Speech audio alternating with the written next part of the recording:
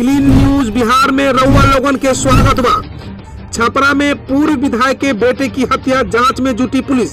बिहार में अपराधियों के हौसले बुलंद है। इसकी बानगी कल छपरा में देखने को मिली, जहां पूर्व विधायक स्वर्गीय राम प्रवेश राय के बेटे की हत्या कर दी गई। मीडिया रिपोर्ट के मुताबिक पूर्व विधायक का छोटा बेटा प्रिंस कुमार बुधवार रात से लापता था। सुबह उसकी लाश भरत मिलाप चौक के पास पुराने चिराई घर से मिली।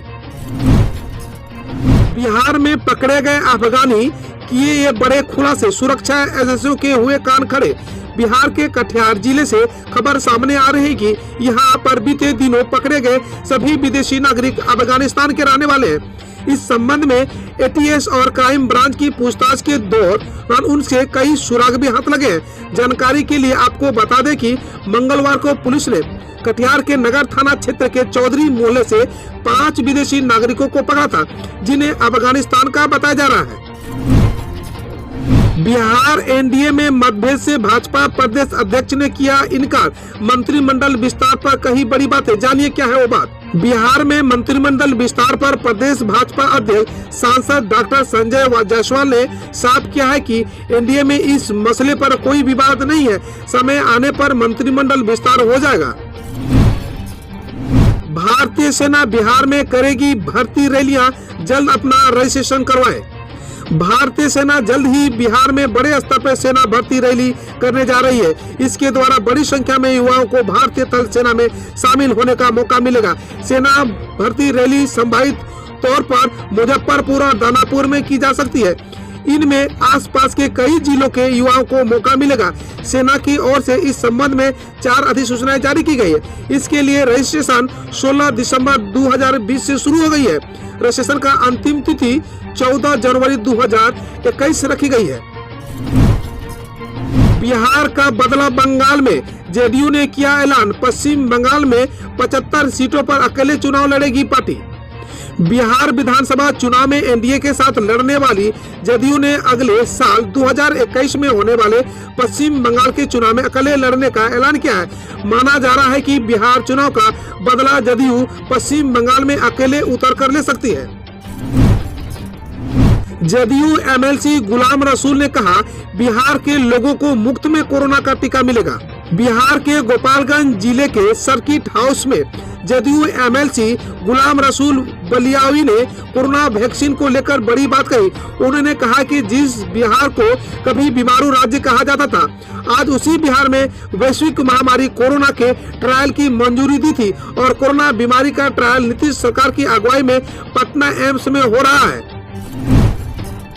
पटना, मुजफ्फरपुर सहित बिहार के विभिन्न जिलों में जल्द खुल सकता है कोचिंग सेंटर। सरकार कर रही है तैयारी। बिहार में स्कूल के बाद अब कोचिंग खोलने को लेकर सुखबहार तेज हो गई है। शिक्षा विभाग नए साल 2021 से कोचिंग खोलने की तैयारी कर रही है। बताया जा रहा है कि जल्द ही सरकार इसको लेकर एसओपी जारी कर सकती है। हालांकि सरकार के आला अधिकारी अभी भी इस पर बोलने से इनकार कर रहे हैं। राजगीर में बना देश का दूसरा ग्लास स्काई वॉक ब्रिज। चीन की तर्ज पर किया गया है तैयारी।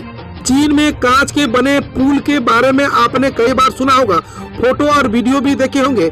इसे करीब से देखने और इस पर चलने की हसरत भी हो रही होगी, तो आपकी ये हसरत जल्द ही पूरी होने वाली है।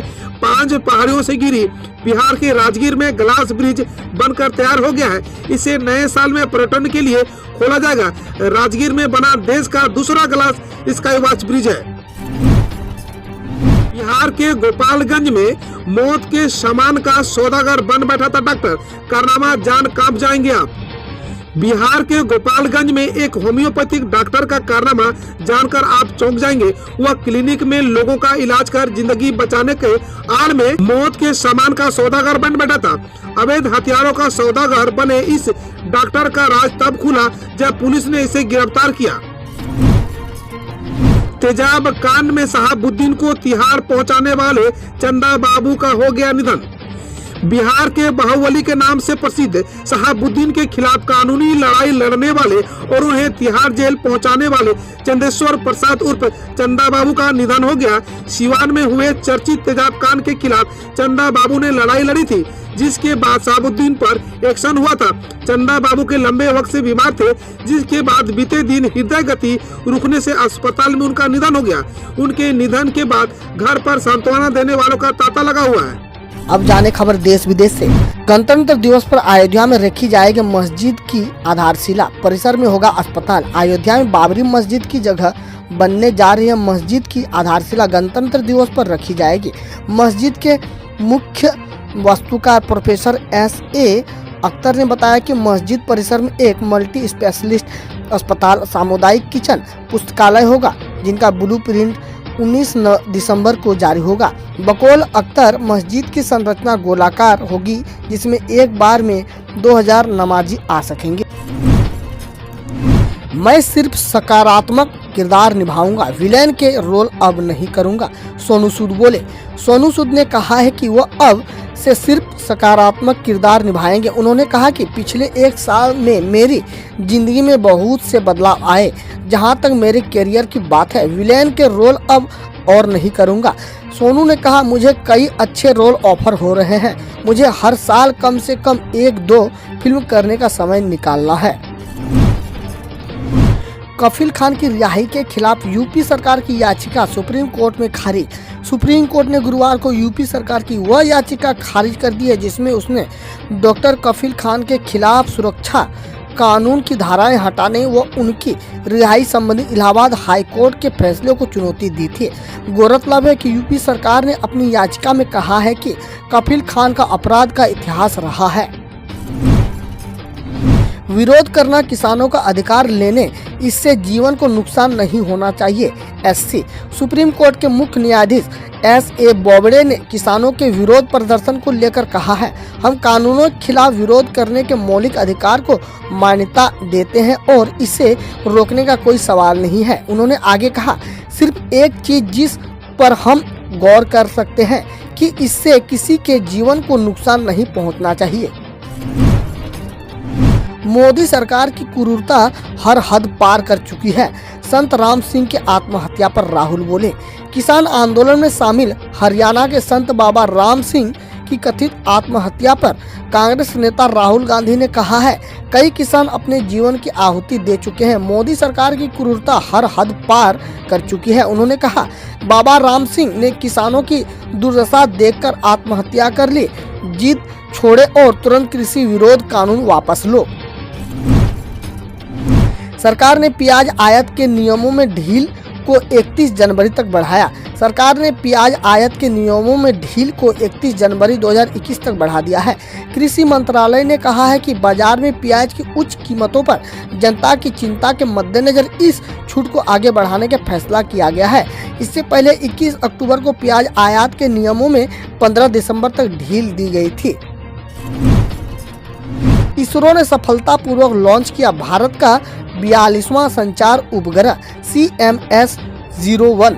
इसरो ने गुरुवार को श्रीहरिकोटा स्थित सतीश धवन स्पेस सेंटर से भारत का 42वां संचार उपग्रह CMS-01 लॉन्च कर दिया है। PSLV C-50 लॉन्च व्हीकल ने CMS-01 को पृथ्वी की कक्षा में स्थापित कर दिया है, जो आपदा प्रबंधन और सैटेलाइट इंटरनेट कनेक्शन के लिए सूचना प्रदान करेगा।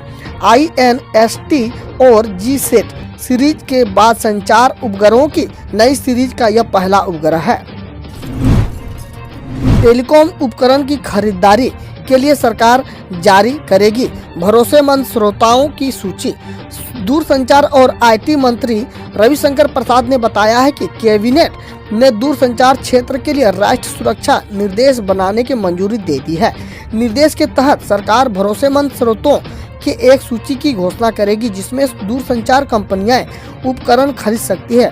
बकौल सरकार यह सूची आपूर्ति श्रृंखला सुरक्षा के समग्रता को बनाए रखने के लिए तैयार की जाएगी।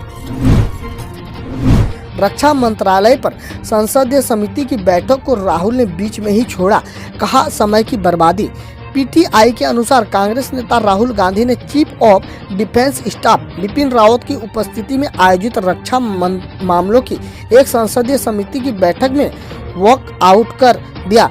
बकौल पीटीआई राहुल ने आरोप लगाया है कि सैनिकों को बेहतर तरीके से लैस करने पर चर्चा करने की जगह समिति ने उनकी वर्दी पर चर्चा करने में समय बर्बाद किया है। दिल्ली में सीएम केजरीवाल ने विधानसभा सत्र के दौरान फाड़ी नई कृषि कानून की प्रतियां।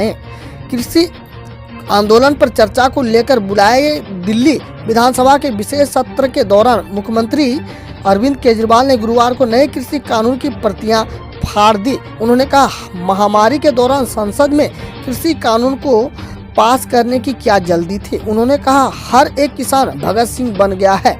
अपील करता हूं, केंद्र सरकार ब्रिटिश हुकूमत से बुरी न बने। कोहली ने भारतीय कप्तान के तौर पर ऑस्ट्रेलिया के खिलाफ बनाए सर्वाधिक रन।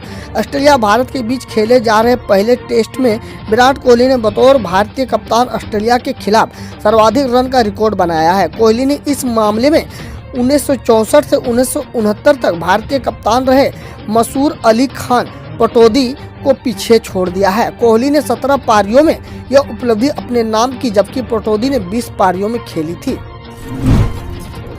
किसान आंदोलन पर चर्चा से बचने के लिए सरकार ने नहीं बुलाया संसद, शिवसेना बोले। शिवसेना ने अपने मुखपत्र सामना में लिखा है, किसान आंदोलन और तृतीय कृषि कानून के विरोध के कारण सरकार पेंच में फंस गई है। चीन के सैनिक लद्दाख में घुस आए हैं। देश की अर्थव्यवस्था गिरती जा रही है। बतौर समान विरोधियों को मौका न मिले, इन सवालों पर चर्चा न हो, इसके लिए संसद के सत्र पर रोक लगाई गई है। शिक्षा मंत्री ने किया ऐलान, 2021 से 4 बार होगी जेईई परीक्षा। शिक्षा मंत्री रमेश पोखरियाल निशंक ने बुधवार को ऐलान किया है कि 2021 से 4 बार जेईई मेन परीक्षा आयोजित होगी। उन्होंने कहा कि परीक्षा फरवरी, मार्च, अप्रैल और मई में आयोजित की जाएगी। उन्होंने कहा, यह अंक सुधारने का बहुत अच्छा मौका होगा। उन्होंने कहा, जेईई का परीक्षा पहला चरण 23 से 26 फरवरी तक होगा।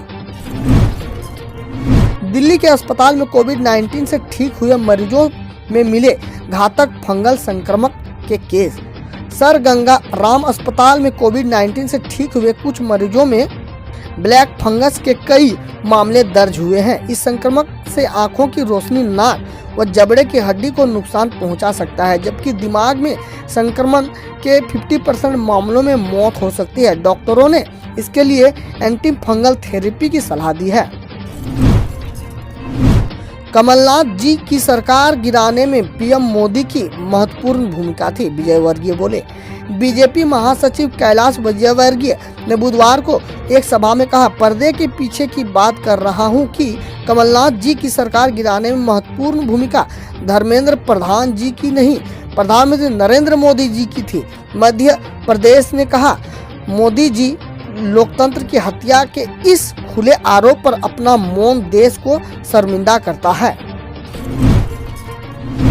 आईआईटी की फैकल्टी भर्ती में जातिगत आरक्षण को हटाया जाए, केंद्र से समिति।